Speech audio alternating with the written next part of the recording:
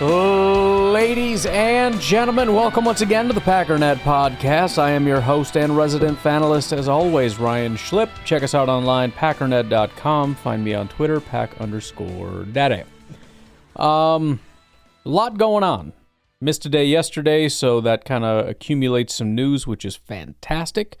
It puts us behind, but it's the off season, so there really is no behind. We'll get to it when we get to it, you know what I mean? So I'm happy about that. If you have any interest in my excuse as to what happened, listen to last night's episode. But anyways, we're just going to start ripping through stuff. I don't really have a plan as to an order, so I'm just going to go into the old grab bag and see what we pull out. The Aaron Rodgers news, since this tab is already open, there's just a massive amount of vacillation constantly. First of all, you may have seen, this is all over social media, Mike Garafolo reported it, Aaron Rodgers is out working out with DK Metcalf, or I should say, they worked out, they had a throwing session. So this is obviously not nothing, this is some level of due diligence here. A lot of people already think this is basically a done deal. I think that's probably the direction it's going to go, but I would say it's probably a big step to say, when you coordinate DK Metcalf and Aaron Rodgers getting together to work out, feel that chemistry out, and kind of see how things are going. It probably works both ways. I'm sure it's mostly Rodgers feeling out the Steelers, but you want DK Metcalf to kind of go out there, work out with them, see how the chemistry is, and all that stuff. And then to push even further in that direction, the Steelers owner, Art Rooney II, said that signs of Aaron Rodgers signing with the team are, quote-unquote, pointing in that direction. He said he pointed to positive signs that Rodgers could finally be ready to sign with the Pittsburgh Steelers after flaming out with the Jets last season. So again, even the wording of it seems to point to the idea that the Steelers are on board. It's done. We're ready. We are willing. We've met your terms, all this stuff. We're just waiting for you to say, yes, I'm fully committed to playing this year or another year or however many years, and I'm ready to do this. And, again, that's probably where the DK thing comes in. Ship him off or, see who's willing. Work out with him. I mean, DK is maybe not exactly prime, but he's still just a massive human being that is an athletic freak. I'm sure Rodgers gets excited about it. He's been watching and admiring DK Metcalf from afar for a while. He's played up against him or across from him. Not across from him, but, watched him on the same field. So it's an enticement thing. He added that the team would not wait forever for Rodgers to make his final decision. Rodgers, entering age 41, reportedly meshed well with the Steelers' offensive coordinator Art Smith in a March visit to the team facility. With the Giants signing Russell Wilson, the Steelers are the last viable landing spot for the mercurial veteran. The Vikings could change that calculus if they don't commit to JJ McCarthy as their Week 1 starter, however, which is where things get funny, because that door has been open and closed, I think 5 different times. And I think it's closed. It's probably mostly been closed the entire time, and some of this is speculative nonsense. But let's do some more speculative nonsense. ESPN's Kevin Seifert reports Vikings head coach Kevin O'Connell has held multiple conversations with Aaron Rodgers this offseason. Now, my first thought when I read that, obviously, was, are you talking about in the past before the door closed? I'm assuming, you can't be that stupid as to report that as though it's breaking news, but maybe. I don't know. It was Rodgers who initiated the talks as he waffled between signing with the Steelers and waiting on the Vikings to show real interest. Rodgers and O'Connell spoke multiple times, and O'Connell relayed those conversations to key decision-makers. That prompted several days of discussions about what it would look like to add Rodgers, and push back McCarthy's timetable to 2026. It very much appears Rodgers wants to complete the so-called Favre cycle and finish his NFL career with the Vikings after a forgettable stint with the Jets. That sentence stings a little bit. The Vikings are expected to evaluate JJ McCarthy, returning from a knee injury that wiped out his rookie campaign during off-season workouts. If they have questions about McCarthy's progress, Vikings could begin a real pursuit of Rodgers. So this is exactly what was just talked about. The Steelers are waiting, and they're saying they're not waiting forever. And the reason they're probably saying that is because they know that there's another window, and that window is could be multiple teams, but certainly the Vikings, who are saying, I guess we're rolling with, it's JJ or bust right now, but if you go into things and it's not really working and he doesn't seem like he's ready, it might make sense to call Aaron Rodgers and say, hey, how would you feel like playing for a year and see where it goes, Kind of do the Jordan Love thing all over again. You got a guy waiting in the wings, but you bet on yourself and you say, well, I'm going to go win MVP, and then you can't replace me, especially if this dude's not very good in practice. And I punch my own ticket.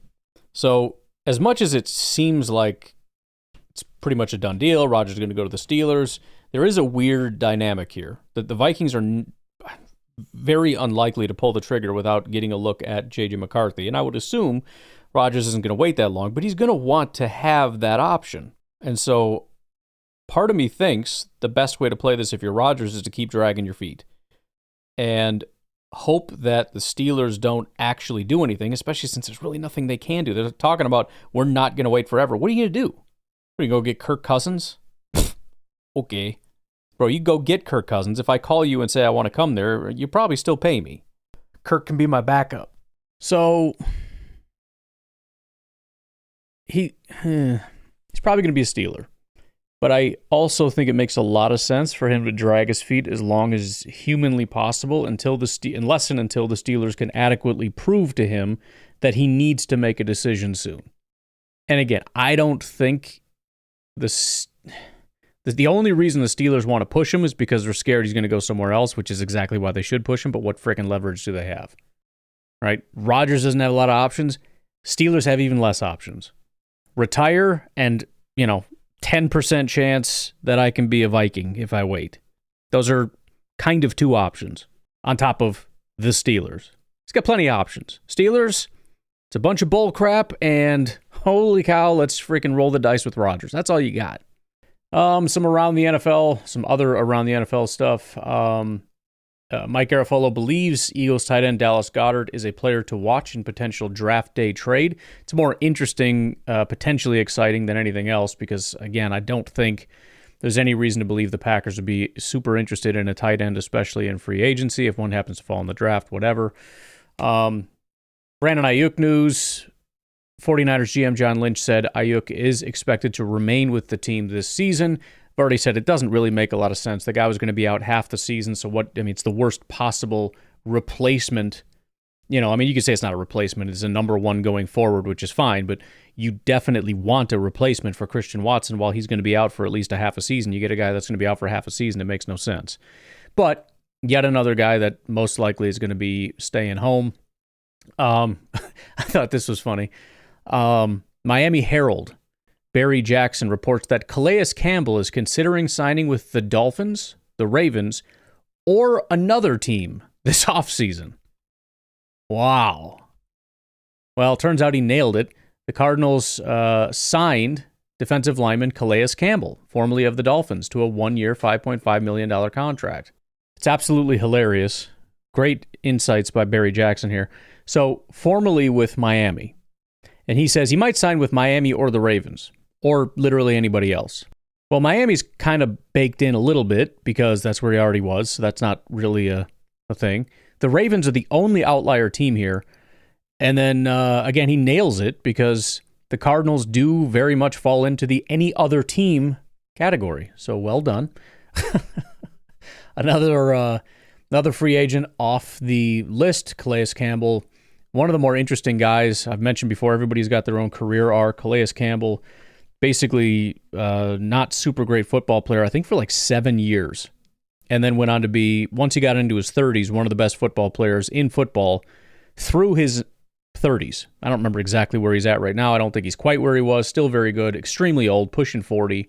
But it's a 1-year, $5.5 million contract. age 39 season. Yeah, I think with him, it's the run defense is still there. The pass rush has kind of fallen off, if I'm not mistaken. But another one off the board if you were keeping score. And then Trey Hendrickson, I've already said, very unlikely to have any momentum there for the Packers, but I'm going to keep track as long as he's not settled. Bengals coach Zach Taylor said the team is still working through a potential contract with Trey Hendrickson. Then just today, speaking on the Pat McAfee show, Bengals edge rusher Trey Hendrickson said, "I don't want a short-term contract." So two things that kind of push him further away from the Packers, in my opinion. Again, number one, they're working real hard, and it seems like Trey is very receptive. It doesn't sound like he's pushing back or saying, I want to leave or anything. He's kind of at the table there. And then a 30-year-old saying, I want a long-term contract. Depending on how fake of a contract you can give him that he'd be satisfied with, if you want to just give him a giant contract that's basically a 1-year guaranteed contract with no other guarantees, fine. Or 2-year or whatever, one of those fake contracts. But if he wants any kind of a serious long-term contract, I mean, that's just, there's no way. What else we got?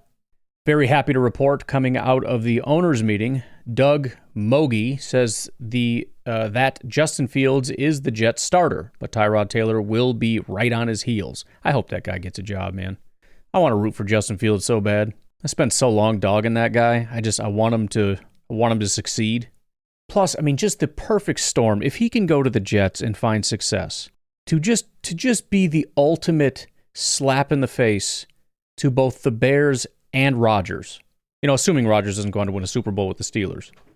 The Jets finally find success with a quarterback, not with Aaron Rodgers, with Justin Fields. And Fields just needed a competent organization that believed in him. And the Bears aren't competent, and the Steelers didn't believe in him. And here we are with the Jets. For both of them, it's, man, how much do I suck? Rodgers is thinking, I got to retire. And the Bears are thinking, we got to retire as a franchise. Hopefully that's what happens. Either way, he's a fun guy to watch as long as he's not wearing a Bears uniform, and I don't really care about the outcome. I wouldn't want him to be a Packers quarterback, and I don't really want him to be a Bears quarterback either. So just being out there with the Jets, perfect. Have fun, bud. Regarding the number 1 pick, Titans general manager Mike Bergonzi says, I was taught over the years, if you find the quarterback that you want and you think he's a franchise quarterback, then you're not going to pass on him. And I really think, most people, I don't know if I mentioned this, but I went and looked at it. You look at mock drafts right now, it's 90% Cam Ward. And, it might just be that trades, some people just don't do trades in their mocks or whatever, but it's very consistent down the line that that's going to be the pick. And I've always said that makes the most sense, but what I think makes sense is very often not what other teams think makes sense. So I've learned to not really care what I think makes sense. It's, what's being reported. The first few years of doing this, I heard what people were reporting, and it became more and more and more and more and more of a consensus. And I said, nah, I still think it's stupid. I'm going to say that doesn't happen. 95% of the time, I'm wrong. The consensus is a consensus for a reason. Where there's smoke, there's fire, and everybody's gravitating toward it. But yes, it makes sense. A team that needs a quarterback has the number 1 pick, and there's a quarterback that they seemingly like. I mean, there's this weird thing of like, they really like Cam Ward, but they might trade the pick if there's an offer that they like. What? What are you talking about? Why would you ever trade away a franchise quarterback for any compensation? That doesn't make any sense. And so this is more or less confirmation, unless they're lying about really liking Cam Ward. In which case, it's really trade or draft, Abdul Carter or something. And they're just lying to everybody, which is possible and would be exciting. But again, usually exciting things that nobody expects don't happen until later in the draft. First handful of picks, everybody kind of knows. Tyreek Hill, there was a whole thing with him, hinted at his demand to be traded from the Dolphins via social media. He's posting a bunch of weird stuff, replying to a bunch of things about... for example, Jason over at Over the Cap was asking for soliciting questions, whatever. Biggest draft night player trade candidate. He says probably Tyreek Hill, and Tyreek Hill saw it and did like peace sign emoji or something. I don't know if that is supposed to be indicative of I definitely want that or what, but either way, that was pretty well smacked down. Dolphins head coach Mike McDaniel said the team is fully planning to move forward with Tyreek Hill on the roster in 2025. That doesn't matter. It doesn't necessarily mean anything. But I think, again, we're going to have a situation where whether you like Tyreek or not, doesn't matter, because I don't think he's really going to honestly be available to other teams that may want his services. All right, why don't we take a break here? We'll come back and rip through some of the stuff that's been going on at the owners' meeting, more specifically rule changes and Packer stuff or whatever. And we'll see where we go from there. We'll take a break. We'll be right back.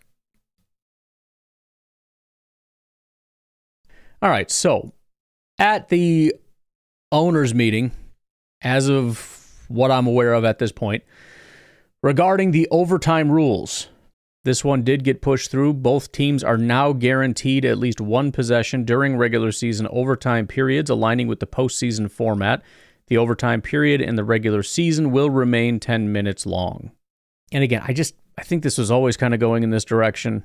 The fact that they do it in the playoffs kind of signals the fact that this is the better thing to do. They probably just don't do it because they don't want to overlap with other games that are going on and potential conflicts with revenue or whatever, although they're just going to shut the game off, so who cares?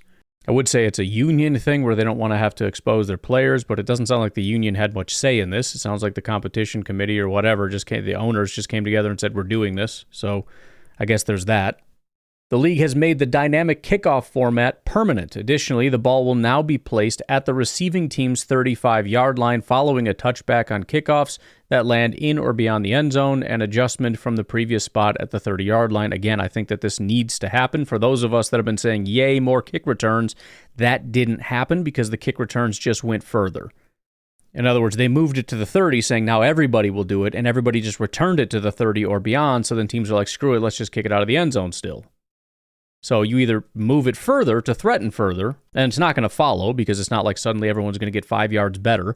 Most of the time, teams are going to kick it, to the inside the 5 or whatever, and hope that they can stop them 30 or better, and probably will. But it means more kickoff returns. It means a lot of the things we were talking about before with having a kick returner actually is going to matter now, and more exciting kick returns and more opportunities for guys like Keyshawn or whoever else we end up moving into that role at some point. More kick return touchdowns and just exciting football, the stuff that we feel like we've been losing, the fun stuff. The negative is that all this talk about, yay, all the concussions are down, is like, yeah, it's because you're still doing nothing but touchbacks, bro. You start doing this, presumably the concussions go up. Hopefully not enough for them to want to change it again. If it's cool, let's just leave it cool, but we shall see. Replay officials have been granted expanded authority to assist on-field referees in making accurate calls, particularly concerning objective aspects of plays and game administrative issues. I think most of us, from what I've heard, are on board with, bro, just let them pretty much do it for anything. If the people upstairs see a mistake, let them fix it, period. But again, the NFL likes to operate in this very one half step at a time, Bill Murray baby steps, Such a good movie. What the heck was that called again? I don't know. Oh, what about Bob? Jeez, that's a funny movie. So, baby steps are better than nothing. One interesting thing, the tush-push play discussion, the proposal to ban the tush-push was tabled for future meetings. I think the consensus on social media is that this is stupid and the Packers are a bunch of sissies and whatnot and need to man up. And I can sympathize with that to some degree. I think I would need a little bit more information on things. Ultimately, I don't super care because, again, I don't think the pushing is pivotal. You know what I mean? With that offensive line and that quarterback, they're going to get it with a QB sneak. So, I mean, as long as we're not saying ban the QB sneak, I don't know. Maybe the push is pivotal. I don't freaking know, man. But I think the bigger takeaway here is despite the massive feeling of this is a terrible rule, the NFL, I think, kind of wants it. It's not as unpopular as, it was kind of like 50-50 or kind of expected to pass. It didn't seem that way because only the Packers said it and only you would hear coaches or whatever coming out against it. So why didn't it just fail outright?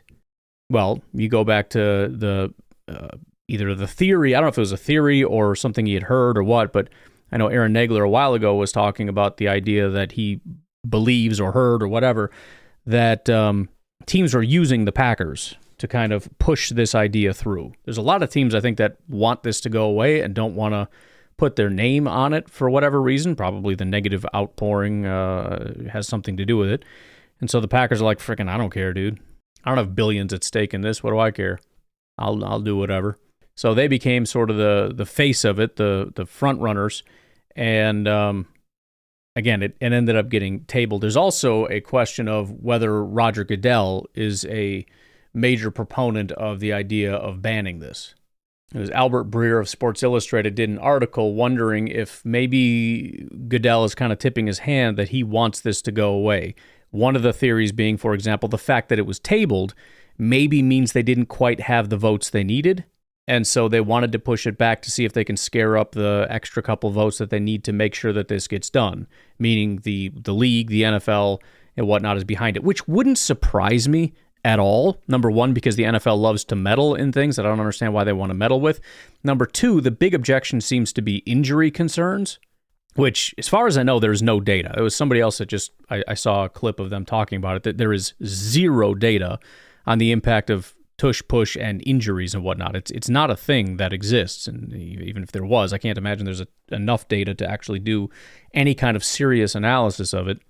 But I don't know that matters. I think as long as there's a perception of potential injury risk, the NFL and Roger Goodell especially would want to maybe, it could even be the other way. The Packers said it and got in Roger Goodell's ear, and he's like, yeah, we got to make sure we get this done. I don't want the tush push. And, for all the other reasons, it's not a fun play. Nobody wants to watch it. It's a rugby play, whatever. Roger Goodell wants it out.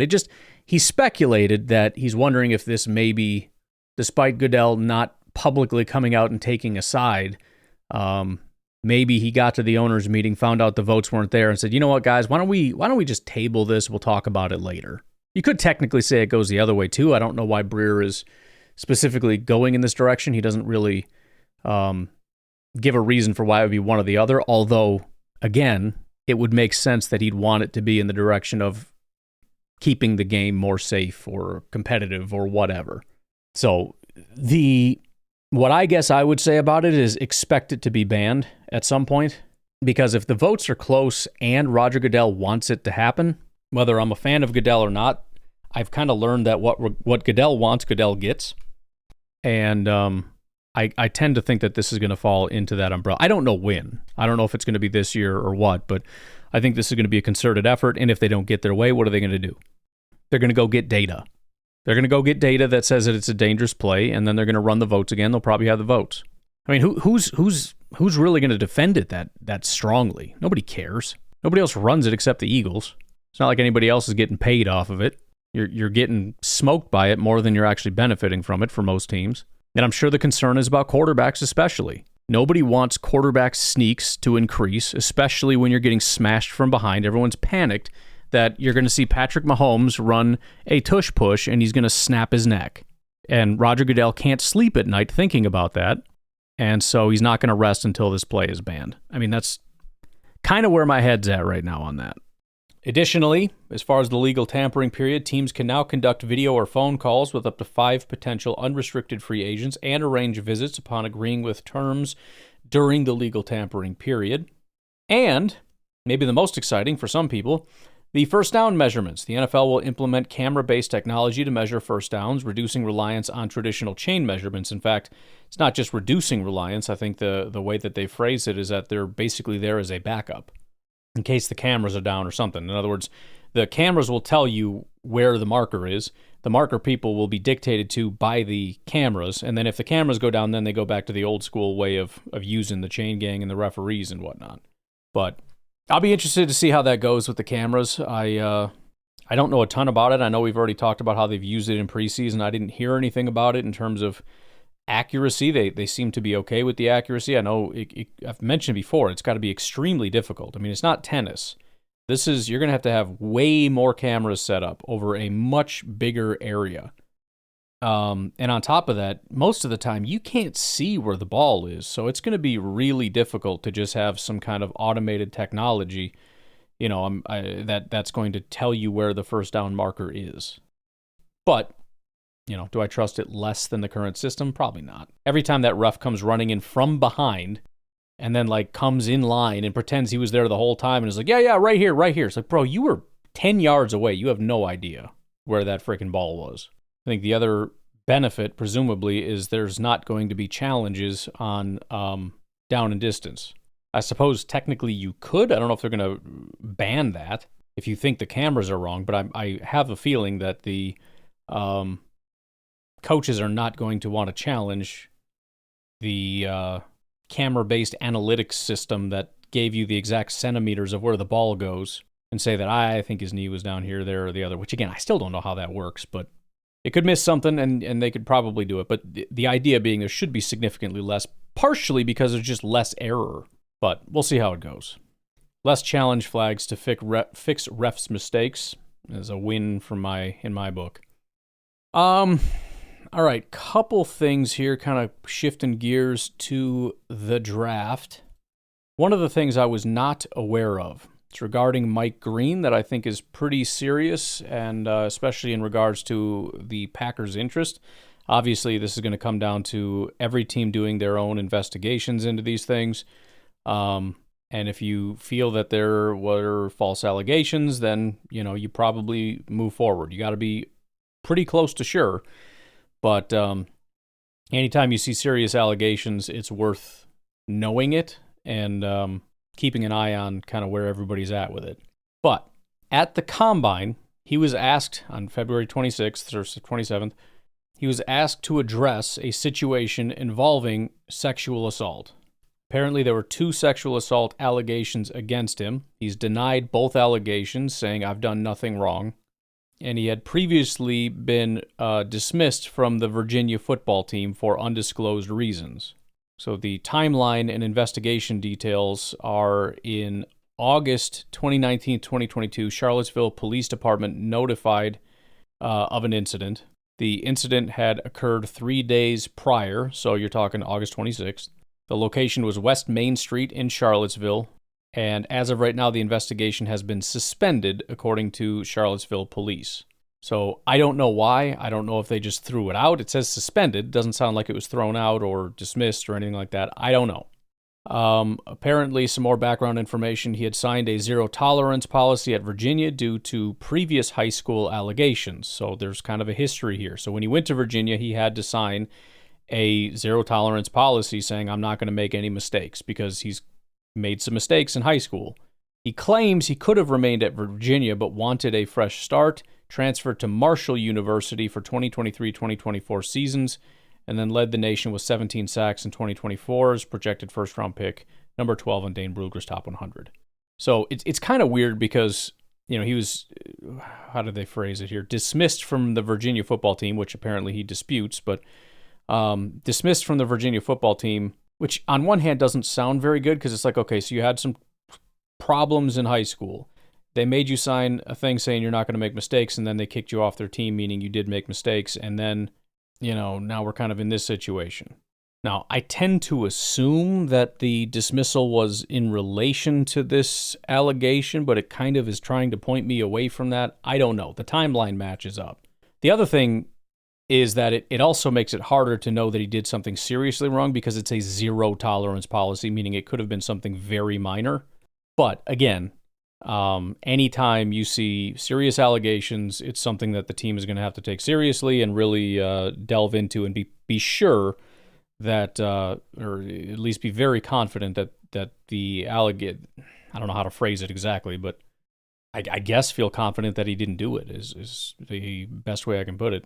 Because you don't want to say, well, we feel like he's a good guy, so whatever happened in the past, like we're confident if he did it, he changed. Like it's not an acceptable answer. But he spoke to reporters for nearly 20 minutes, answered all their questions. He said, "You can ask anybody that knows me how I am." Says he's maintained good relationships with his former Virginia coach, Tony Elliott. He's not concerned about his draft status. He said, "I have no concerns." And neither Virginia or Marshall have provided any official comments on the issue, which makes it, he's probably, private conversations with teams. And to be fair, the fact that we haven't heard anybody like taking him off the board, well, actually, that's not true. Let me find one thing real quick. I just found it today. Well, it says convicted. We haven't heard anything about anybody taking him off the board or anything like that. I would assume they're going to reach out to Marshall and Virginia, especially Virginia, get all the details. If any team had been hearing negative things or concerns about something that serious, I have a feeling we'd have heard more about it. And some people have taken him off the board, and his draft stock is plummeting. He's just been floating in that same area forever. Nobody's really talked about him. He's just sitting around, top 20 range. So it's probably okay. I don't know. It obviously makes you feel uneasy. You don't want to bring somebody that actually did something like that on the team, especially with the concerns of, here's millions of dollars, young man, go make good decisions kind of thing. What I was referring to before, apparently Eagles GM Howie Roseman says the Eagles won't even scout players who've been convicted of domestic violence. I won't even watch them. I don't even want to talk. I can't go. He did 10 years ago, and he learned from it. It just doesn't work for us, which I think is correct. And obviously a lot of teams aren't that way. You see people beating their kids and everything else, and they immediately go get a job somewhere, or obviously the Browns situation or whatever. Some organizations don't operate that way, and I think the Packers are one of them. I know there was some controversy surrounding their new kicker, but I think that's a different situation where they did their investigation and feel that he was adequately in the clear. And then, let's call it finally, might as well go through the latest updates on pro days and whatnot. Let me just make sure we don't have a new one for today. It doesn't appear that we do. So there's not enough that I'm just going to focus on Packer stuff. I don't even know if there is, so we'll just go through what we've got here. So Sacramento State and UC Davis had their pro days. Jackson Slater, who's actually consensus 118, so he's almost a top 100 guy. So it's not a giant school, but still a relatively big program. Listed as an interior offensive lineman here. 6'2 3/4", 318 pounds. His arm length, 32.5 inches, is a half-inch improvement from the combine. I don't know how you do that. His vert, 32.5 inches, was a 4-inch improvement from the combine. A lot of people impressed with his position drills. He split drills between guard and center, so he's going to have some versatility on the interior. Most teams view him as a center prospect. He spent extensive time with the Raiders and the Rams and has an official 30 visit with the Indianapolis Colts. And then for UC Davis, Lan Larison, definitely not a well-known prospect, potential undrafted free agent prospect. But he entered the season with day 3 grades, 1,465 rushing yards, 17 touchdowns, added a bunch of receiving yards. He missed the postseason All-Star game due to a tightrope surgery and was not invited to the NFL Combine, which presumably is pushing him down. But again, what I've said before is outside of the top 100, it gets real iffy on the consensus board. Outside of the top 200, super iffy. Outside of the top 300, it's just a grab bag.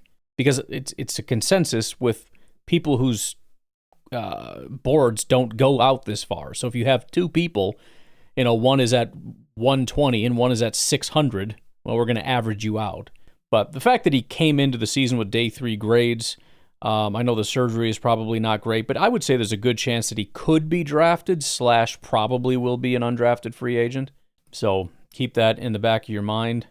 I won't go through all his, numbers and whatnot in the pro day, but looked fluid and healthy in his position drills, already visited with the Lions. Saints showing strong interest and may bring him in. Several teams have late round grades on him. So again, pretty unlikely that he makes it out of the draft, and if he does, he's certainly going to be an undrafted free agent. Alan Walker, Jackson State, transfer from Louisiana Tech. I don't think he's even on the consensus board unless there's a different spelling. I don't think so. Alan Walker's pretty straightforward. 6'2", 234. Pulled up with a hamstring issue on his first 40 dash attempt, which isn't great. Was not able to complete his workout. He's going to participate in Atlanta Falcons' local pro day, believed to be on April 11th. Also invited to the University of Georgia workout on April 17th with Jalen Walker and Michael Williams. He's described as a sleeper at the linebacker position, has scheme versatility and upside. Some notes specifically on the Indianapolis Colts, because this is just kind of like an insider thing in general, but mostly on the pro days. Outside perception, they will target tight end or safety in round 1. We've heard a ton about them with tight end, but keep safety in the back of your mind. Worth noting, they attempted to trade up for Brock Bowers last year, so just to kind of reinforce the tight end thing. Pro Day circuit belief is that GM Chris Ballard prefers to select an offensive tackle with their first pick. So, a couple conflicting things there, but all worth keeping an eye on. Rutgers Pro Day, all 32 teams represented, primarily scouts. Most position coaches were at the Georgia workout. But Tyree Powell, who again I can't find on the consensus board, but apparently he had a tremendous day, 6'4.5", 239 pounds, ran as fast as 4.69 second in the 40-yard dash, which is much faster than anyone expected, looked terrific in position drills, noted as making a heroic return after struggling with injuries, including a torn Achilles a year ago. Teams project him as a Mike linebacker, drawing a lot of interest from the Cowboys. And again, this stuff is funny and it's cool to go through because, again, we have a very vague, I say we as in me and a bunch of people, not, some psychos out there have like a top 400, 500 list. But again, a couple of these guys are not even on that list. And there are going to be times we draft somebody and he's outside of the top 400 and it's like, this is stupid. Well, how many times is there a situation like this where it was the pro day or the combine or something else where there's a lot of people going, wait a minute. So you got this guy, Tyree Powell. Nobody's paying attention to him, really. Actually, I did find him. He's at 345. So still, right, if we took him in the 6th or 7th round, it's like, dude, this guy's not even draftable at 345. But you missed the part where he had a tremendous workout. He's way faster than people thought, kind of changing some perspectives for teams. The Cowboys are gushing over the guy. You know what I mean? It's part of the reason I'm glad to have these notes so I can kind of go back and be like, okay, well, I get on the consensus board thing, but first of all, consensus is basically just an average. So some people had him higher, and then here's a bunch of other notes. But continuing, Kyle Monagai, running back out of Rutgers, stood on his combine numbers, but did do position drills. Looked good, especially catching the ball after dropping a pass in Indianapolis. And the Jets primarily ran his workout.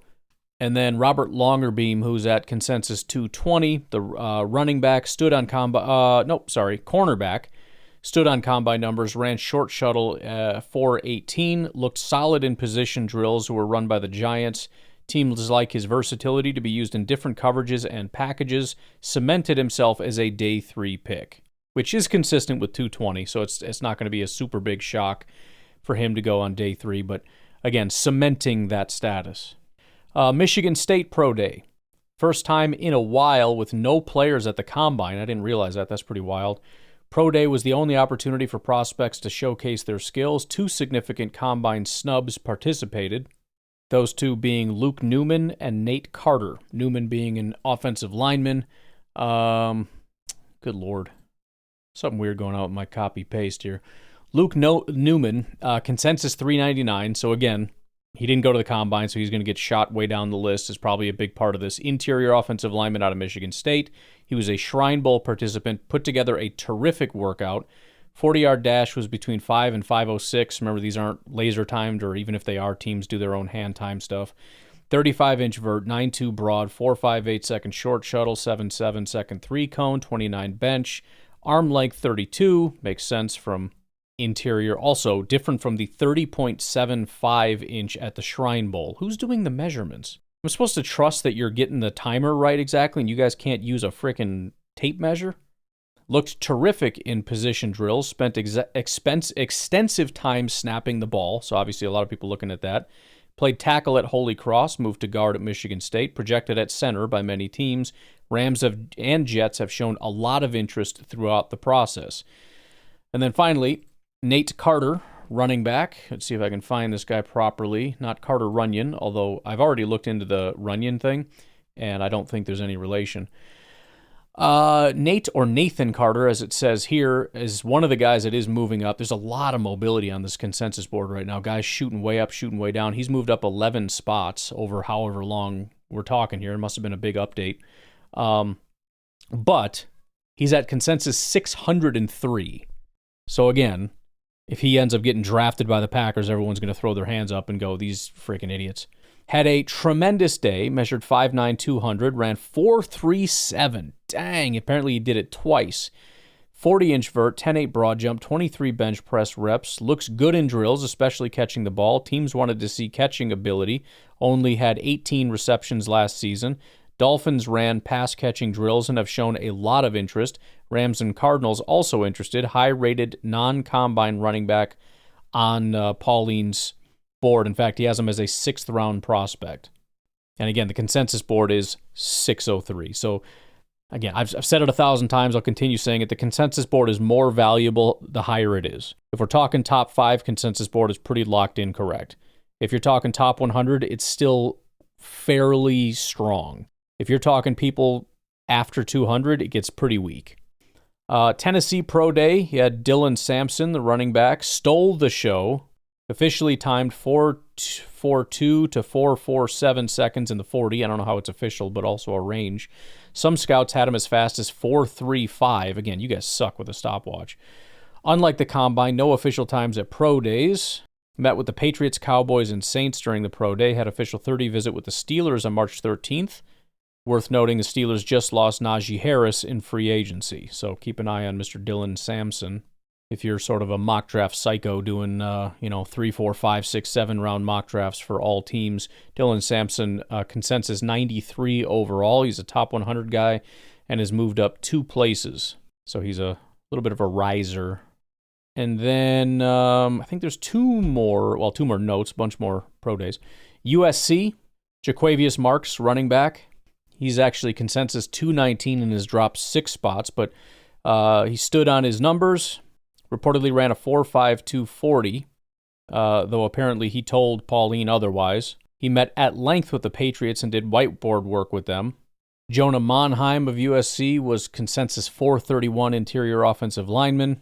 Not a ton to go off of there, but he did stand on his numbers. And then Easton Mascarenas Arnold, consensus 513 as a linebacker, described as winner of the day. Led the Trojans with 95 tackles last season, measured 5'11", 227, ran as fast as 4.56, 6.85 second 3-cone, 4.25 short shuttle, times noted as terrific, especially considering the wet surface. Texans had lunch with him on Monday, scheduled 30 visit with the Texans. Illinois Pro Day, Pat Bryant. I've talked about him a little bit. I've mentioned that he is phenomenal in terms of checking boxes on my chart. I didn't particularly care for him. He's consensus 198, has dropped 7 spots. Only Illinois prospect currently with draftable grades at the present time. It's really the only note that was given, which is unfortunate because I was hoping to hear something positive, and I guess that there isn't. Otherwise, Seth Coleman, who's a linebacker out of Illinois, he's consensus 397 and is slightly dropping. Graded as a 6th-round prospect on Pauline's board. 6-year senior, ran 4.64. Looked good on defensive line drills. Also asked to participate in defensive back drills and looked equally effective. Entered the season with late-round grades but struggled with shoulder injury in 2024. Has seemingly fallen into the abyss despite his productive career. Last 3 years as a starter were positive. I won't go through all those stuff here, but he's scheduled to attend Colts local pro day. Clemson Pro Day. Consensus 352, Peyton Page, defensive tackle. Stood out Thursday following a terrific senior season, measured 6'3.5", 300 pounds. Stood on his combine numbers. He ran a 40 in a quick 5:03 seconds, it says. A swift 10-yard split of 175, 27 reps on the bench. Had dinner with Mike Tomlin on Wednesday, entered the season with undrafted free agent grade. Checked every box since September with on-field performance, Shrine Bowl practice, and pro day, and secured himself as a day 3 pick. Again, another guy that is in the undrafted free agent range that Pauline is telling us this guy's getting drafted. We'll see if it happens, but it's good to keep an eye on some of these guys here. And then final guy for Clemson, Phil Maffa, 304 running back. He's returning from injury and will work out for scouts on April 7th. Final pile of notes here. Penn State's pro day. Despite having 2 likely first-round picks, attendance was lightly attended. Reportedly had fewer NFL personnel than Rutgers pro day, which makes sense. I mean, it's not like people don't know their opinion on Abdul Carter and Tyler Warren, with half the league realizing they're not going to get either of them, which leaves Keziah Izzard as really the only guy that's on this list here. But Abdul Carter, in addition, didn't work out at the pro day. So even if you wanted to, he wasn't doing anything there. Agent announced he's still rehabbing shoulder issues from late in the season, may do workout for teams mid-April. Tyler Warren, the tight end, did not work out at the pro day or combine. He's focusing on a handful of teams to showcase talent before the draft. I really hate that. He's like, I'm not trying to work out. I'm looking at like these 3, 4, 5, 6 teams, and I'm just going to like cater to them and answer their questions. But I'm not going to like broadcast myself to the NFL because I don't want to be with you people. Like, okay, scumbag, whatever, dude. I hope we don't draft him now because I just called him a scumbag. But seriously, that's such a stupid thing. Teams mentioned Jets, Bears, Colts, Saints, and both LA teams. He's described as a bit of an acquired taste, which, yeah. Not the consensus top tight end. Or Pauline ranks him as number 2 behind Colson Loveland. One team ranks him as the 4th best tight end, but is considered overall a very safe pick at the tight end spot. And then Keziah Izzard, the defensive tackle, is consensus 676. Says he stood out at his pro day, 6'1", 298. 4.79 40 is wild. 34-inch vert, 26 reps on the bench, met with the Chiefs, 49ers, and Eagles. Size is a limiting factor, considered he's solely a one-gap, three-technique defensive tackle, described as woefully underrated. Maryland Pro Day did have wide receiver Ty Felton. We've talked a decent amount about him.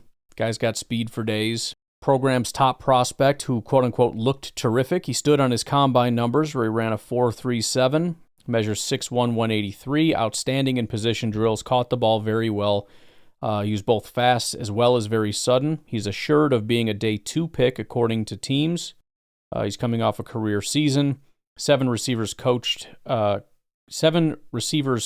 attended workouts. He met with the Saints, Browns, Ravens, Vikings, and Commanders over the past 2 days.